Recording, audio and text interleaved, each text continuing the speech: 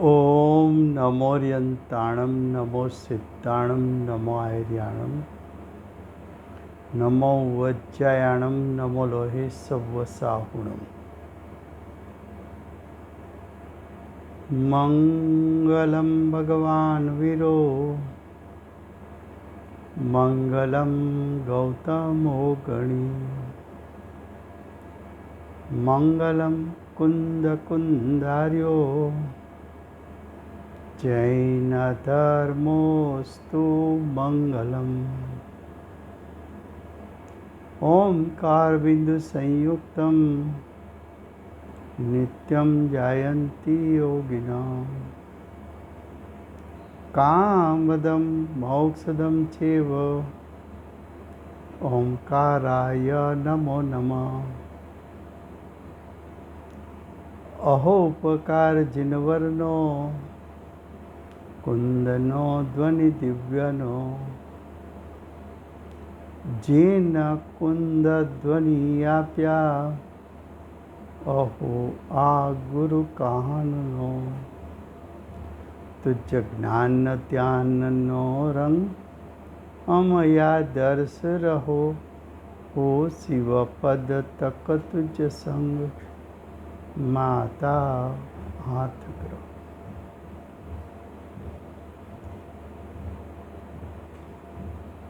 આ અષ્ટપાહુર નામનું પરમ અધ્યાત્મ શાસ્ત્ર છે. ભગવત કુંકુંદાચાર્ય દેવે પાંચમું પાહુર ભાવ પાહુરની રચના કરી છે. ભાવ પાહુરમાં હવે આચાર્ય ભગવાન સમ્યક દર્શન પ્રાપ્ત થયા પછી સાધક જીવના પરિણામ, સાધક જીવના ભાવ, એનું વર્ણન હવે ગાથા 156થી કરે છે. ગાથા 156નું હેડિંગ છે. હવે કહે છે કે સમ્યક દ્રષ્ટિ થઈને, સમ્યક દ્રષ્ટિ થઈને એટલે સમ્યક દર્શન જ્ઞાન ચારિત્ર પ્રગટ કરીને, સમ્યક દ્રષ્ટિ થઈને એટલે ચોથું ગુણસ્થાન પ્રાપ્ત કરીને, સમ્યક દ્રષ્ટિ થઈને એટલે અજ્ઞાનને ત્યાગીને, સમ્યક દ્રષ્ટિ થઈને એટલે મોક્ષ માર્ગ પ્રગટાવીને, સમ્યક દ્રષ્ટિ થઈને એટલે મોક્ષનું મૂળ, મોક્ષનું બીજ પ્રગટાવીને કસાય રૂપ સુભટો, કસાય કહેતા બાકી રહેલા 3 કસાય અને 9 નો કસાય,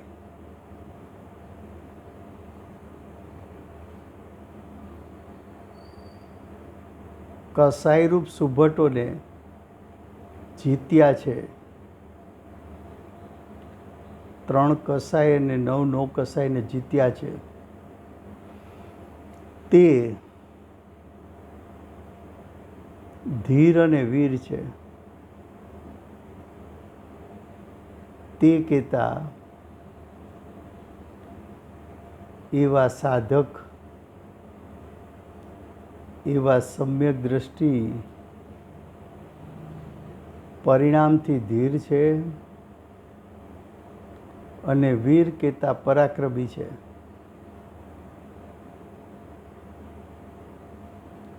ધીર કહેતા વૈરાગ્યવંત છે. હવે એનું વર્ણન કરે છે. ગાથા 156 ગાથાના શબ્દો છે.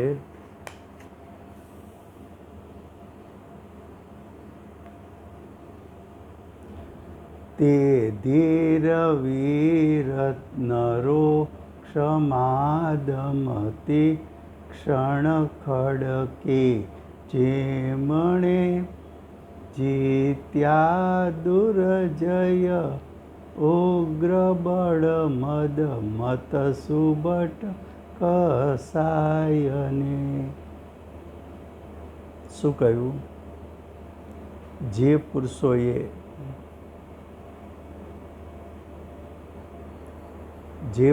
એટલે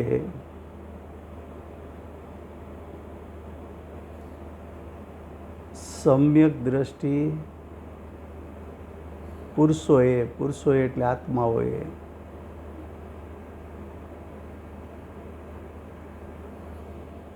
ક્ષમા એટલે ઉત્તમ ક્ષમા. ઉત્તમ ક્ષમા એટલે સમ્યક દર્શક જ્ઞાન ચારિત્ર સહિતની ક્ષમા.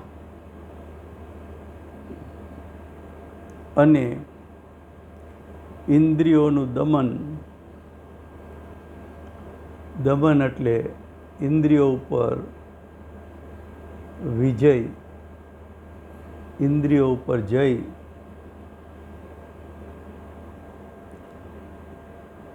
તેજ થઈ વિસ્ફુરતા એટલે કે પરિણમતા. વિસ્ફુરતા એટલે ઇન્દ્રિયોનો વિજય, તેજ થઈ પરિણમતા, પ્રગટ થતા એટલે કે સમજાવેલું મલિનતા રહિત,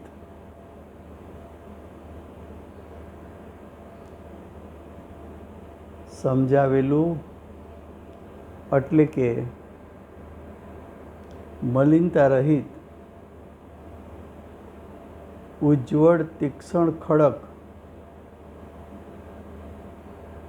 તેનાથી જેને જીતવું કઠણ છે એવા દુર્જય,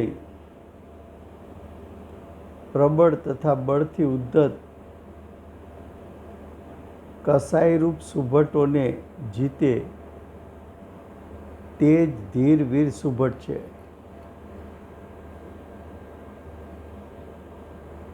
પેલા કસાઈનું વર્ણન કરે છે. કસાઈ કેવા છે? તો કે કસાઈ મલિન છે. કસાઈ કેવા છે? ઉજ્જવળતા રહિત છે. કસાઈ કેવા છે? તીક્ષ્ણ છે. કસાઈ કેવા છે? ખડગ એટલે પથ્થર જેવા છે.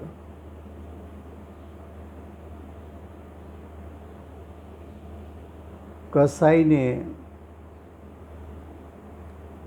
જીતવા કઠણ છે, મુશ્કેલ છે.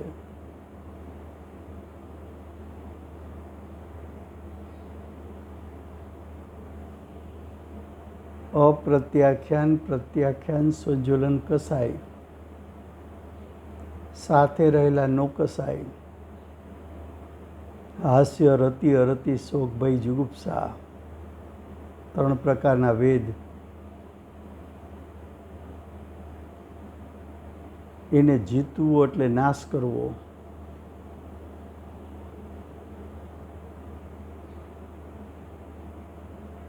એનો નાશ કરવો કઠણ છે. કઠણ છે એટલે ઉગ્ર પુરુષાર્થી માગે છે. ઉગ્ર પુરુષાર્થ વગર નાશ ન થાય. ફરીવાર આ ભાવ પાહુડ છે. જીવના ભાવનું વર્ણન કરવું છે. જીવના ભાવમાં અહીંયા દ્રષ્ટાંત તરીકે સમ્યક દ્રષ્ટિના ભાવ લીધા છે. સમ્યક દ્રષ્ટિ ચતુર્થ ગુણસ્થાન વર્તી મિથ્યાત્વ અને એક કસાઈનો અભાવ થયો છે. સમ્યક દર્શન સમ્યક જ્ઞાન સાથે સ્વરૂપાચરણ ચારિત્ર પ્રગટ થયું છે. પણ હજુ અપ્રત્યાખ્યાન પ્રત્યાખ્યાન સંજ્વલન કસાય અને નવ નો કસાય એના ઉપર વિજય મેળવવો બાકી છે. એ કસાયો મલિન છે, વિકારી છે, વિભાવરૂપ છે, તીક્ષ્ણ છે, સ્વભાવરૂપ પરિણામનો ઘાત કરનારા છે, ખડક છે, પથ્થર જેવા કઠણ. તેના ઉપર વિજય મેળવવો એના માટે સ્વભાવલક્ષી ઉગ્ર પુરુષાર્થ જોઈએ.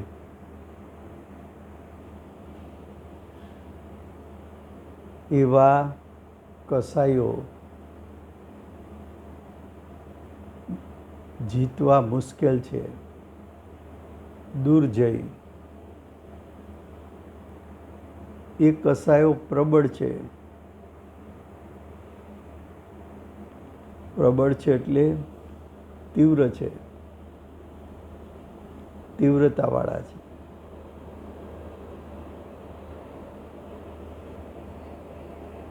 તથા બળથી ઉદ્ધત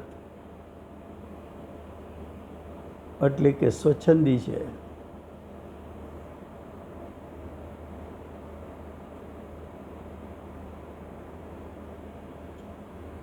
એ કસાયરૂપ સુભટો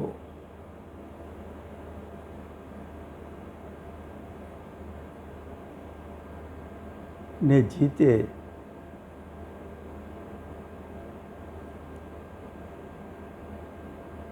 તેજ એટલે જ્ઞાનીઓ, સાધકો, તેજ સમ્યક દૃષ્ટિઓ.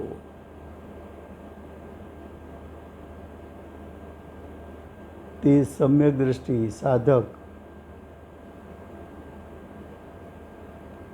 પરિણામથી ધીર, ધીર કહેતા ગંભીર, ગંભીર કહેતા વૈરાગવંત, વીર કહેતા ઉગ્ર પુરુષાર્થી,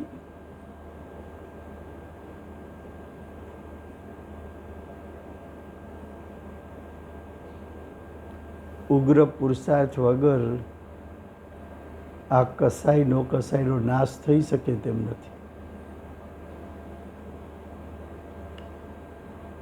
હવે કે છે અન્ય સંગ્રામ આદિમાં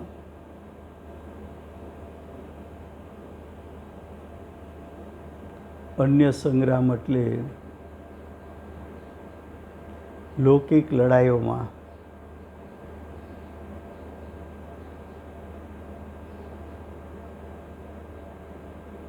બે રાજાની સેના લડે, એમાં કોઈ એક સેનાપતિ જીતે અથવા રાજા સામસામે લડાઈમાં આવે અને એક રાજા જીતે, એવી લૌકિક લડાઈ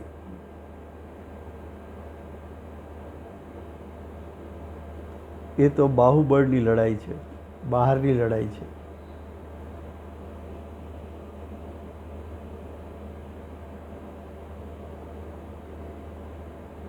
એમાં જીતનારા સુભટ કહેવાય છે. પણ અંતરંગ પરિણામને જીતવા એનાથી કઠિન છે. માટે સમ્યક દ્રષ્ટિને ધીર અને વીર કીધા. હવે ભાવાર્થ. યુદ્ધમાં જીતવાવાળા શૂરવીરો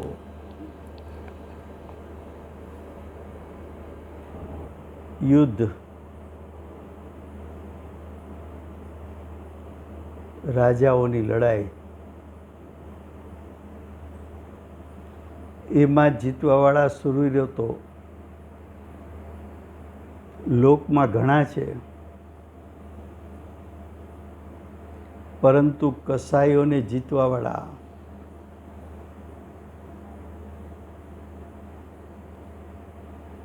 એટલે કે કસાઈ રૂપી યોદ્ધાને જીતવાવાળા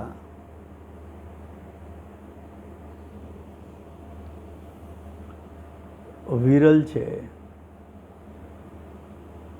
અલ્પ સંખ્યાવાળા છે.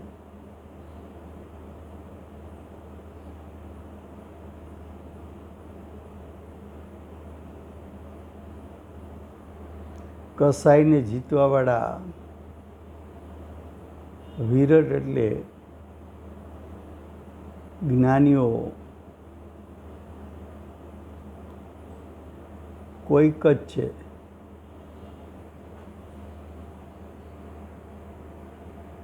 તે જ્ઞાનીઓ તે મુનિ પ્રધાન છે.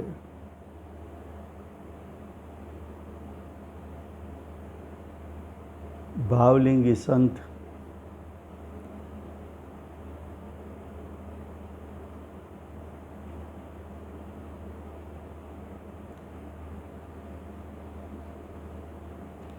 એ ભાવલિંગી સંત જ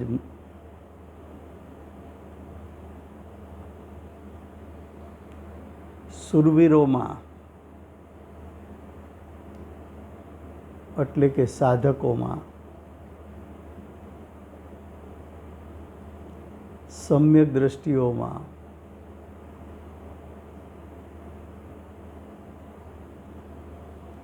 પ્રધાન કહેતા મુખ્ય છે.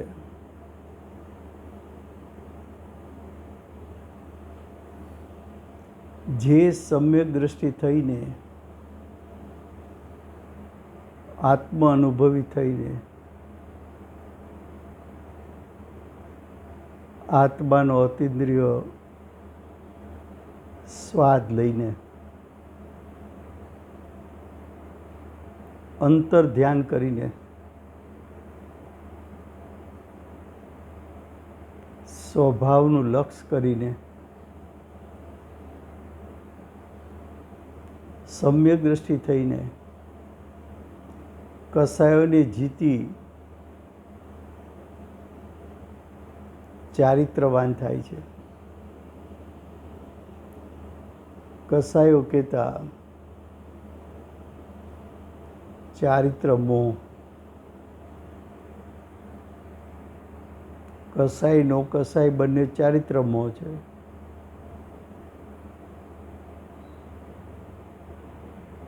છઠ્ઠે સાતમે ગુણસ્થાને ઝૂલતા મુનિરાજ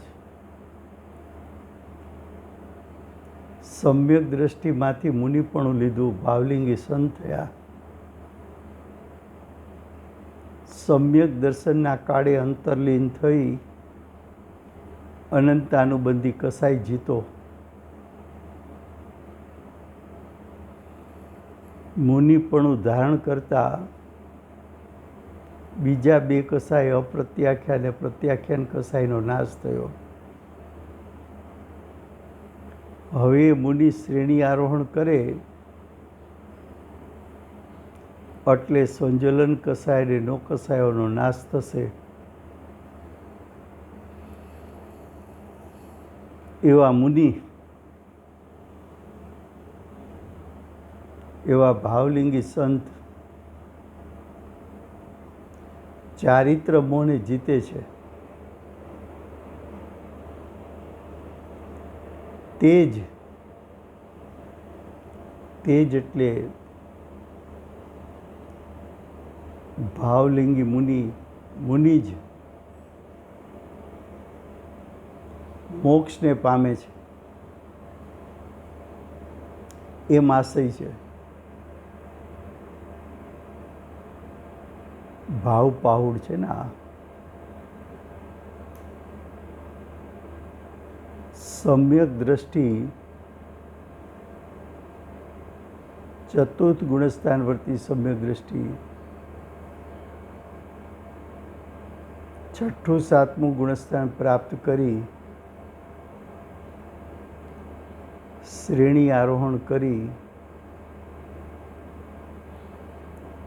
ચારિત્ર મોહમાં બાકી રહેલો કસાય અને નો કસાયનો નાશ કરી મોક્ષની પ્રાપ્તિ કરે એ જીવ, એ ભાવલિંગી મુનિ એના ભાવથી ધીર અને વીર છે.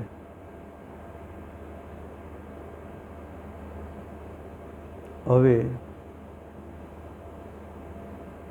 ગાથા 157 હવે કહે છે કે જે સ્વયં દર્શન જ્ઞાન ચારિત્ર રૂપ હોય છે, જે કહેતા જ્ઞાની, સમ્યક દ્રષ્ટિ, સાધક, તો કે જે સાધક સ્વયં એટલે સ્વતંત્રપણે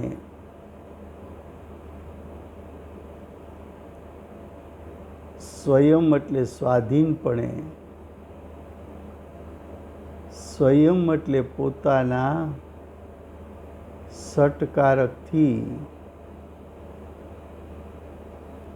સ્વયં એટલે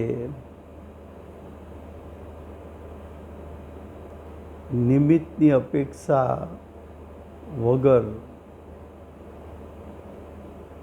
સ્વયં એટલે સ્વતંત્રપણે સ્વભાવલક્ષી પુરુષાર્થથી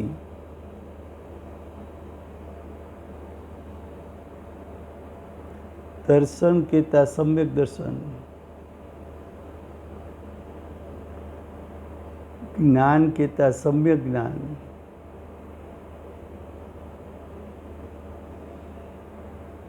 ચારિત્ર કહેતા સમ્યક ચારિત્ર રૂપ હોય છે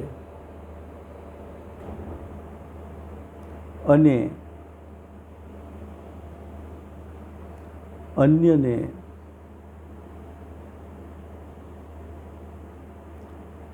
એટલે ભવ્ય જીવોને, અન્યને એટલે શિષ્યોને, અન્યોને એટલે ઉપદેશ સાંભળનારને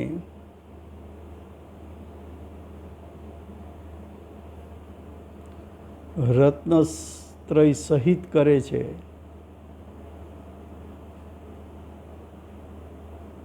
રત્નત્રય સહિત કરે છે એટલે અન્યને રત્નત્રય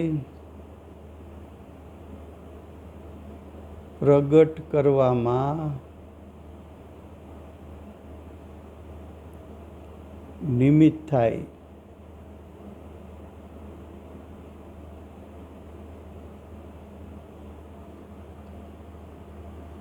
જ્ઞાની થયા.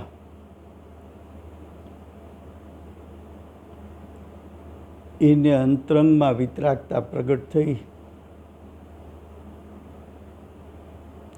એની અંતરંગ વિતરાગતા બીજા જીવોની અંતરંગ વિતરાગતા પ્રગટ કરવામાં નિમિત્ત થાય છે. જ્ઞાનીને અંદરમાં દીપક જ્ઞાન જ્યોત પ્રગટી. એક જ્ઞાન જ્યોતમાંથી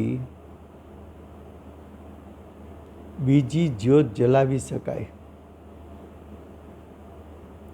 એવો નિમિત્ત નૈમિત્તિક સંબંધ છે. જો ગાથા 157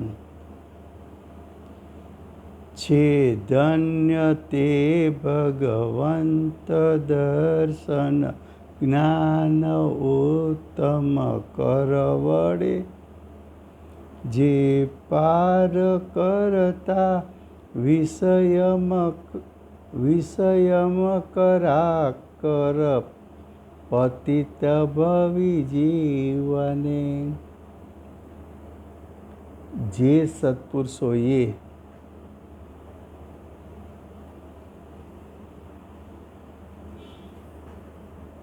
સત કહેતા સતને પ્રાપ્ત એવા પુરુષો,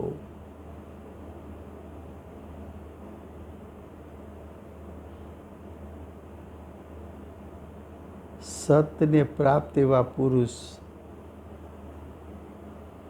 સત તો જ્ઞાયક છે.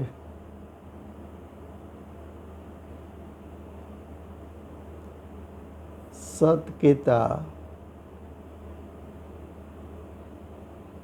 જ્ઞાયક, જેને જ્ઞાયકને અનુભવ્યો છે, જ્ઞાયકને પ્રતીત કર્યો છે, જેણે જ્ઞાયકમાં રમણતા કરી છે, જેણે હું જ્ઞાયક છું એમ પોતાના સતની વિદ્યમાનતાને નિર્વિકલ્પ દશામાં ગ્રહણ કરી છે. એવા પુરુષોએ વિષયરૂપ સમુદ્રમાં, વિષયરૂપ એટલે કસાય રૂપ,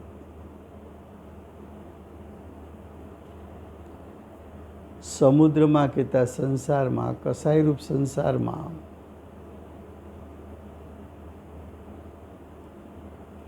પડેલા ભવ્ય જીવોને, ભવ્ય જીવો એટલે નિકટભવી જીવોને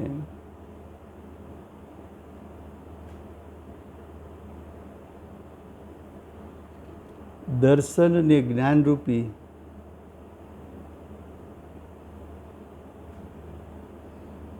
દર્શન કહેતા સમ્યક દર્શન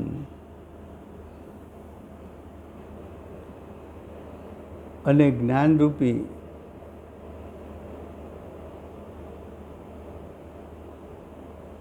એટલે સમ્યક જ્ઞાનરૂપી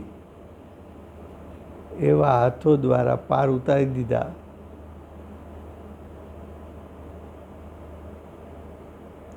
તે મુનિ પ્રધાન ઇન્દ્રાદિકથી પૂજ્ય છે.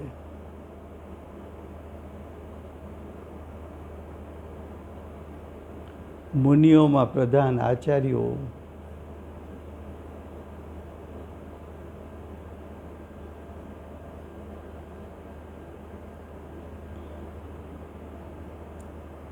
ઇન્દ્રાદિકથી પૂજ્ય,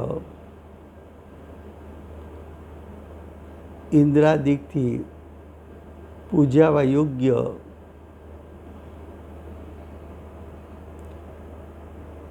તેઓ ભગવાન છે, તેઓ ધન્ય છે.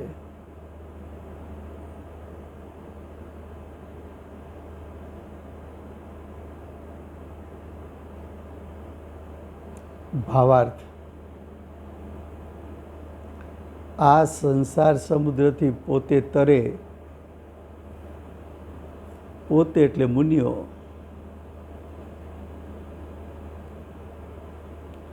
બીજાઓને એટલે ભવ્ય જીવોને તારે તે મુનિઓને ધન્ય છે.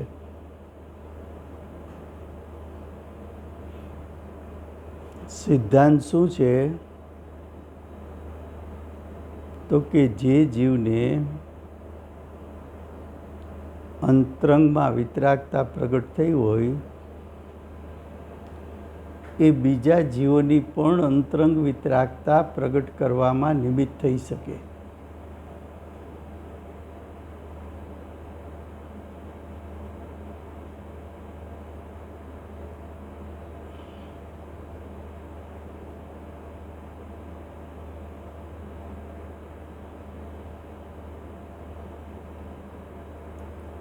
લૌકિક દ્રષ્ટાંત શું છે?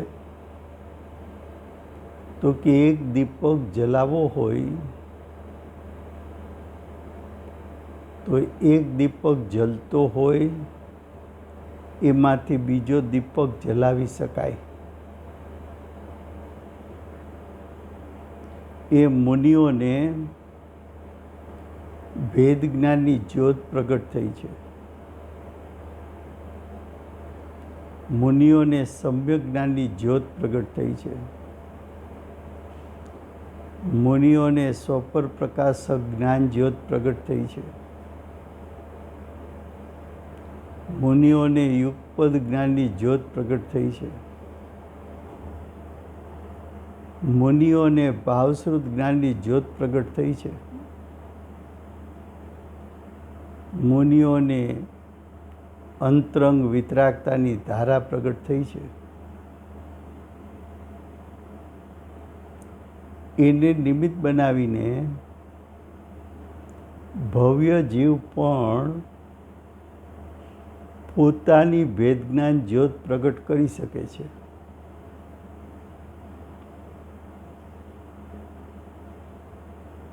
પોતાની જ્ઞાન જ્યોત પ્રગટ કરી શકે છે. પોતાની અંતર જ્યોત પ્રગટ કરી શકે છે. પોતાની વિતરાગ ધારા પ્રગટ કરી શકે છે.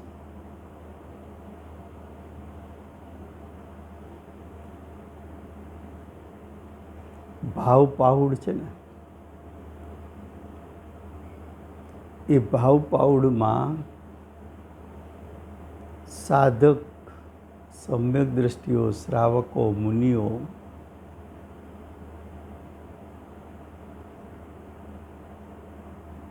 એ બધામાં પ્રમુખ મુનિઓ જેમનો અંતરંગ અને બાહ્ય વૈરાગ ફાટફાટ વર્તે છે, એવા મુનિઓને જોતા બીજા જીવોને મુનિપણું ગ્રહણ કરવાનો ભાવ ઉત્પન્ન થાય. એ મુનિ વેદજ્ઞાન કરવા માટે ઉત્કૃષ્ટ નિમિત્ત છે.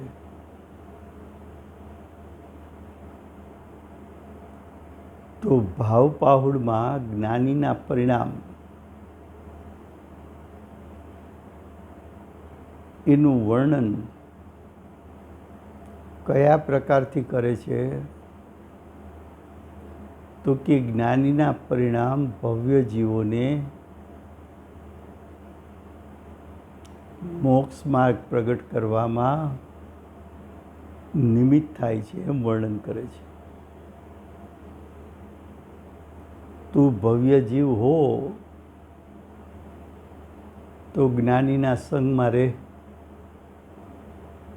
જ્ઞાનીનું અવલંબન લે,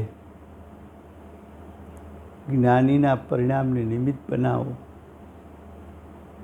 તારી અંતર જ્યોત પ્રગટાવી લે.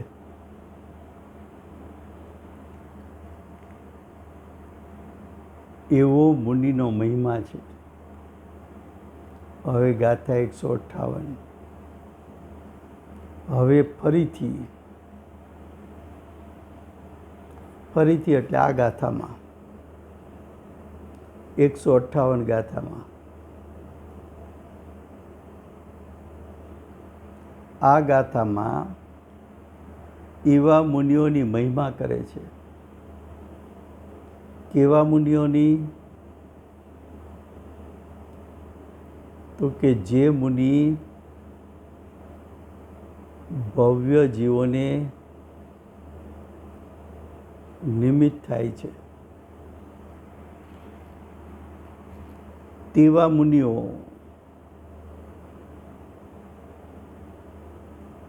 તેવા ભાવલિંગી સંત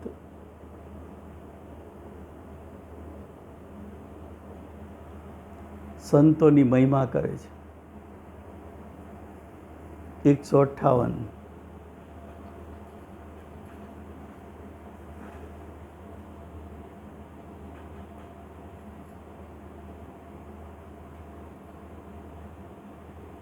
વ્યાથા 158.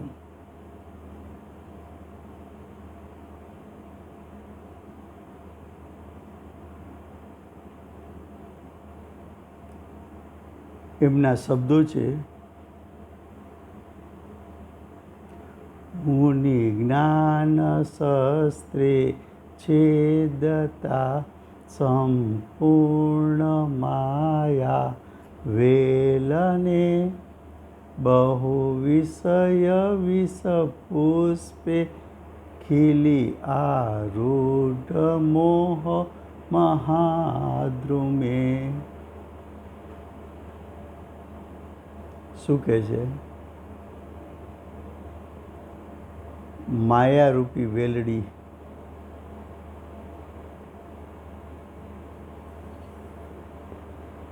માયા, કપટ, માયા, ચારિત્ર મોહ,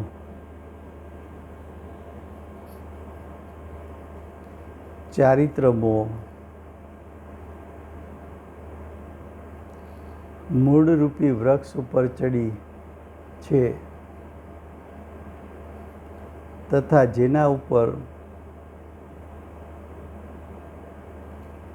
વિષયરૂપી એટલે કસાયરૂપી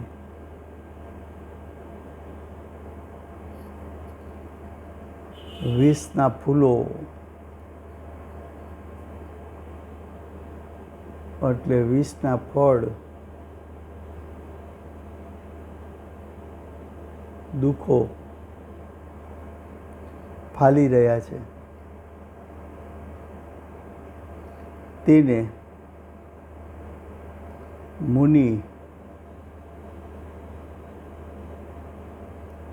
ભાવલિંગી સંત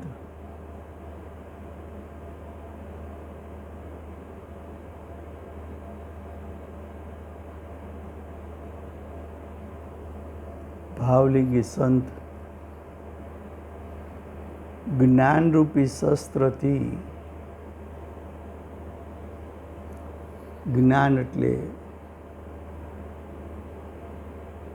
ભેદ જ્ઞાનરૂપી શસ્ત્રથી સમસ્તપણે કાપી નાખે,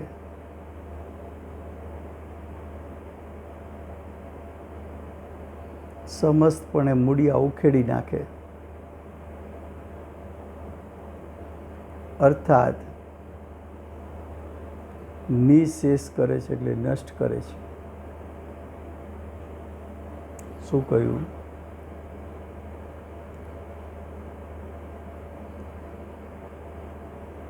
સમ્યક દ્રષ્ટિ જીવ હોય તો હજી 3 કસાય ને નો કસાય આત્માના અસંખ્યાત પ્રદેશેથી પ્રગટે.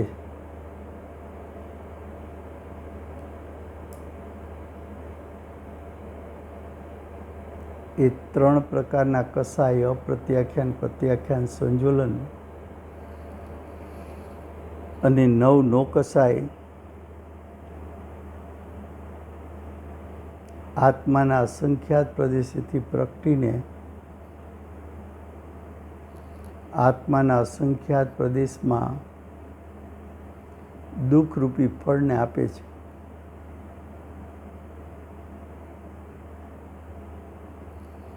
પણ ભાવલિંગી સંત જ્ઞાયક સ્વભાવ અને કસાય નો કસાય રૂપી વિભાવ બંને વચ્ચે ભેદ જ્ઞાન કરી શકે એવું જ્ઞાન પ્રગટ કરીને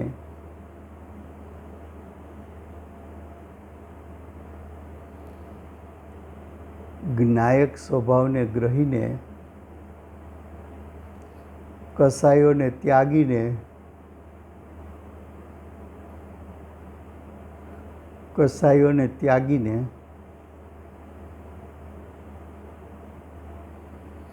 જ્ઞાયકની સન્મુખ થાય છે.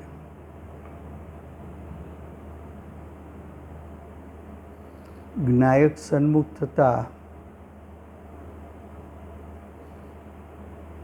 જ્ઞાનરૂપી જળ પ્રગટ થતાં, સમ્યક જ્ઞાનરૂપી જળ પ્રગટ થતાં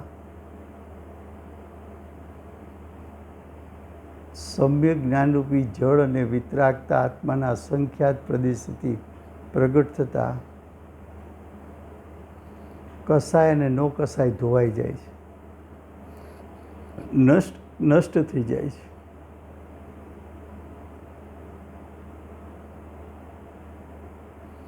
કસાય નો કસાય નાશ કરવાનું સાધન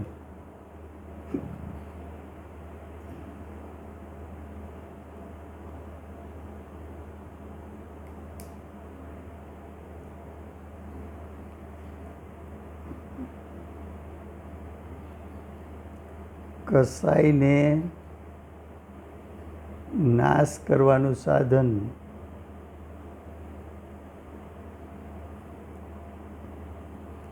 ભેદ જ્ઞાન રૂપી જળ છે.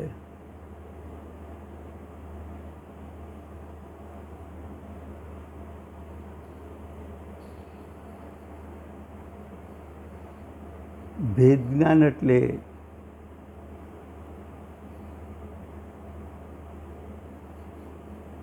જ્ઞાયક સ્વભાવ અને કસાય બંનેને ભીન જાણવા અને ભીન કરવા.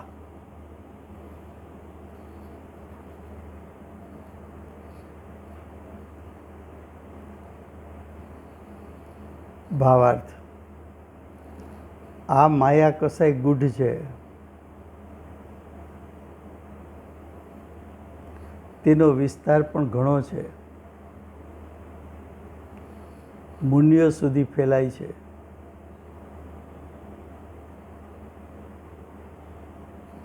કસાય નો કસાય તો મુનિઓને પણ હોય છે.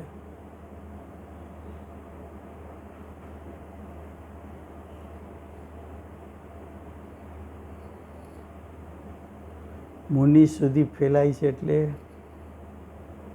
મુનિ સુધી હોય છે. તેથી જે મુનિ જ્ઞાન દ્વારા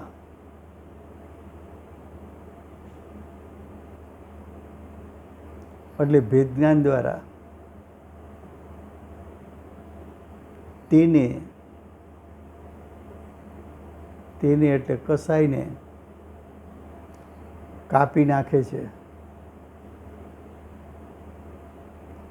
એટલે કે નષ્ટ કરી નાખે છે, તેઓ જ સાચા એટલે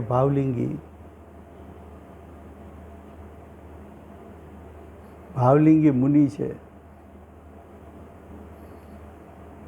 અને તેઓ જ એટલે ભાવલિંગી મુનિઓ જ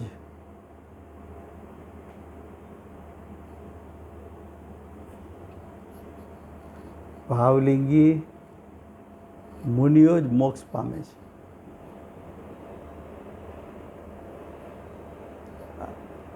તો આમ ભાવલિંગી મુનિ પોતાના ભેદ જ્ઞાનથી મોક્ષ પામે છે. તો ભાવ પાહુડમાં મુનિના પરિણામ બતાવ્યા. ક્ષાયી જ્ઞાનના ધારક શ્રી સિમંદર ભગવાનનો જય. ભાવશ્રુત જ્ઞાનના ધારક શ્રી કુંદકુંદાચાર્ય દેવનો જય. સમ્યક જ્ઞાનના ધારક પરમ કૃપાળુ શ્રી સદગુરુ દેવનો જય. ભેદ જ્ઞાનના ધારક પ્રસમમૂર્તિ ભગવતી માતનો જય હો. અષ્ટ જીનવાણી માતનો જય હો. પરમ દિગંબર જૈન ધર્મનો જય.